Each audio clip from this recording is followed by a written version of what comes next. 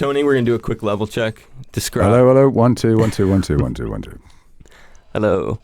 He good? You get enough from him, or you need him more? You were in town. When did you get into New York?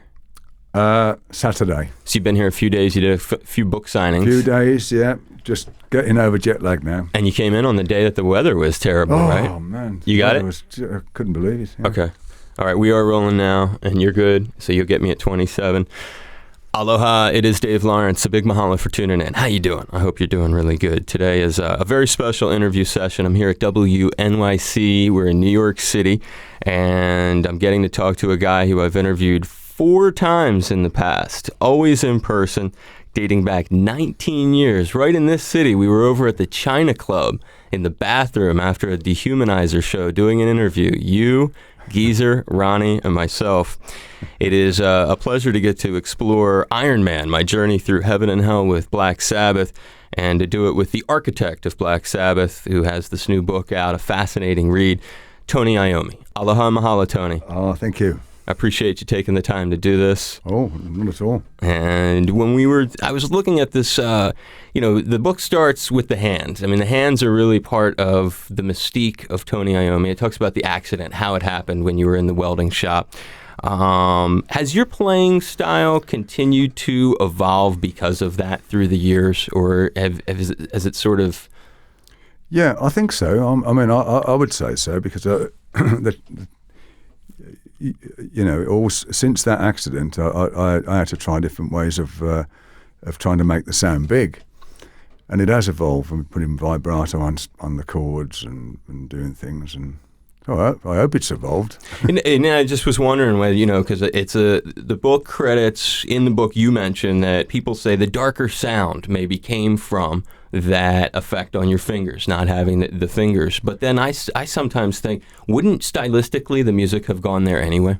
It probably would, but it just got me to sort of try a different. I had to do it. I had to use different stringing, different lighter gauge strings, and which of course are going to affect the sound. It's going to make it sort of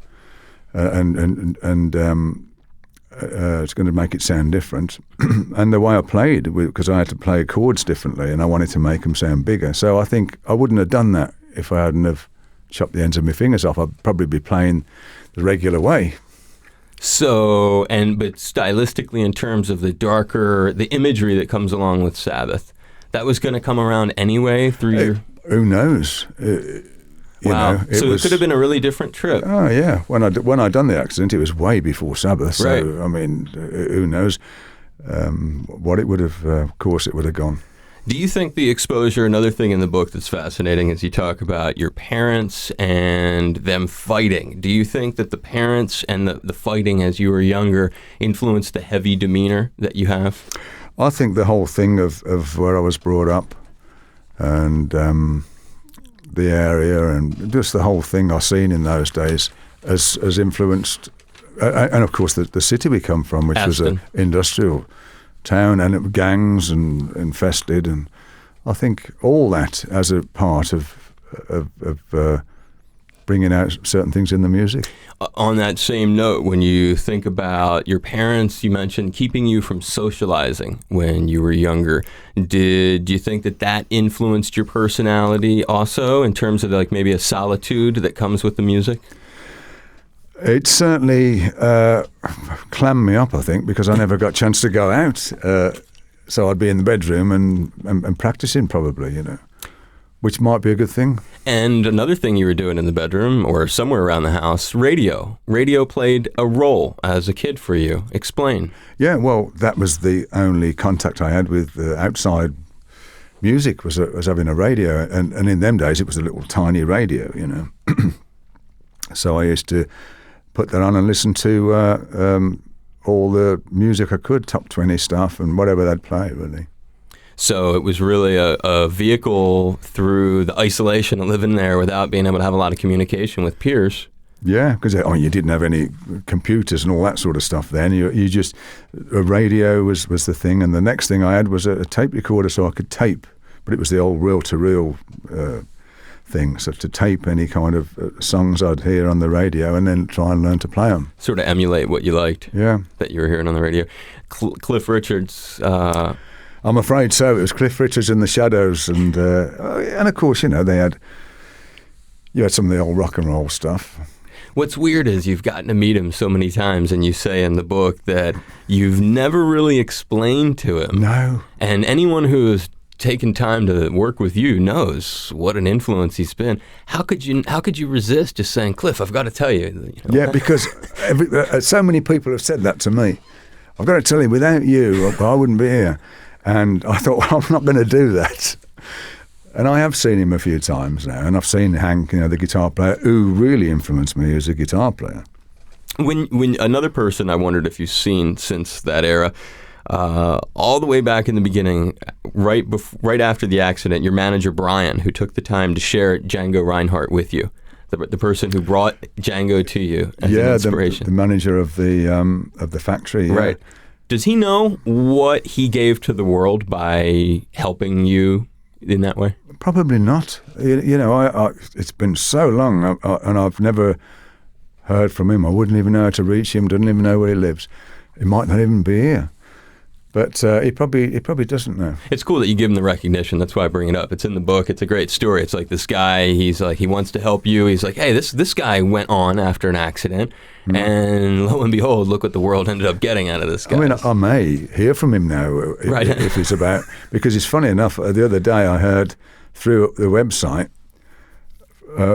from one of the bass players who were in the early bands, who I haven't had contact with for many, many years. Wow. Who's got the book, of course, and now he's got in touch with me.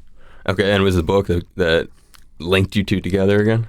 Well, I haven't spoken to him yet, but he has actually contacted through my website. Right, he's begun the reach out process, as it were. To this day, when you think about Tony's hands and the thimbles, as he calls them, really your link to playing, it's quite a production, these things. And when you read about how the material that it's made of, that you always have another guy with an extra set, when was the last time that you lost them? That I lost them? Yeah. Or had like a 911 where you're like, oh no. Oh yeah, I'm very, very careful with them. Yeah, absolutely, because that is my lifeline really for me. It's like almost like losing your lung. I have to have them, and so I really have them, keep an eye on them. So you can't remember a time you lost them recently. You've had it under control that tightly. Oh yeah, absolutely. You're still using that original jacket from the 60s? Yes, I've still got that, and there's not much left of it, but I've still got it. And that's what you use to create the new thimbles? I still use that because it has to be a certain type of leather. And that was aged and went sort of a bit stiffer. And it just works. I've tried other different leathers and they don't work. It grips the string too much. And where do you keep? You keep like the remnant of the jacket in a drawer somewhere? I do keep it in a drawer, yeah. It's like, don't go in that drawer. So when the jacket's gone, I'm finished. That's when you don't want the housekeeper throwing that one out. No, that may look like a rag, but what's this? The car accident, there's a great story in there. There's some things that relate to the paranormal that are in the book, and I thought that would be an interesting thing for many people when they read it, because you would maybe thematically associate Sabbath with that sort of thing. There's a car accident, and you see these three figures. Describe what you actually saw. Well, first of all, it was a serious car accident. I mean, when you talk about a write-off of a car, it was a write-off. It was mangled to bits. It had no part on it, because I came off the road and I was going quite quick, and I had two tyres burst and it threw me off the road. It pulled me off the road and I went through tops of trees because there was a drop, a big drop, and I went through all the tops of the trees and I saw the wings come off the car, the bonnet come off the car, and then the car hit a stump and turned over upside down, and it was a convertible.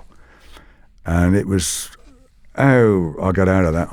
And nobody knows how I got out of it. When they showed me the car later, afterwards, when I came out of hospital, I couldn't believe it. Nobody could believe it. But through the course of this, going through these trees, I saw three apparitions, and I remember them to this day. So they're ready to receive me into the next world, but it didn't happen. So it was, you think of that as a near-death experience?